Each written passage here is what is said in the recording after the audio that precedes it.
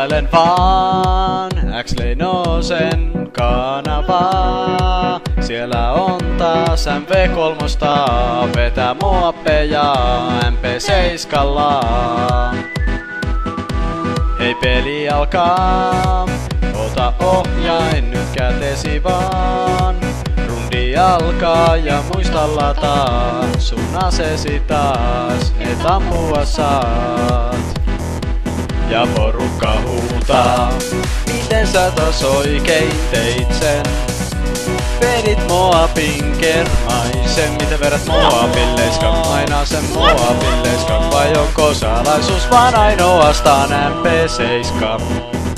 En perässä se yritä pysyy, mut ymmärrän miksi katsojat kysyy. Miten vedät Moabin leiskan? Aina sen Moabin leiskan, vai onko salaisuus vaan ainoastaan MP7?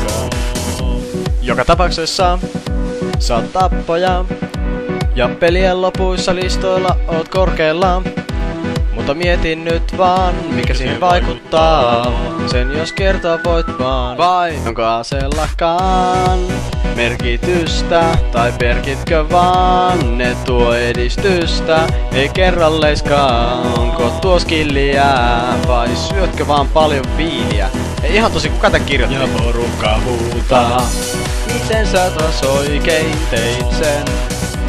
Vedit Moabin kermaisen, miten vedät Moabin leiskan? Aina sen Moabin leiskan, vai onko salaisuus vaan ainoastaan MP7? En perässä se yritä pysyy, mut ymmärrän miksi katsojat kysyy. Miten vedät Moabin leiskan? Aina sen Moabin leiskan, vai onko salaisuus vaan ainoastaan MP7? Mikä te vaimottiin, etkä wallhackiin? Taisin juuri keksiä ratkaisun sun salaisuuksiin. Seksi MP7 ja ampujaksi leiska. Ja nautin taas hyvistä statseista. Ja katso nyt, kun opetan.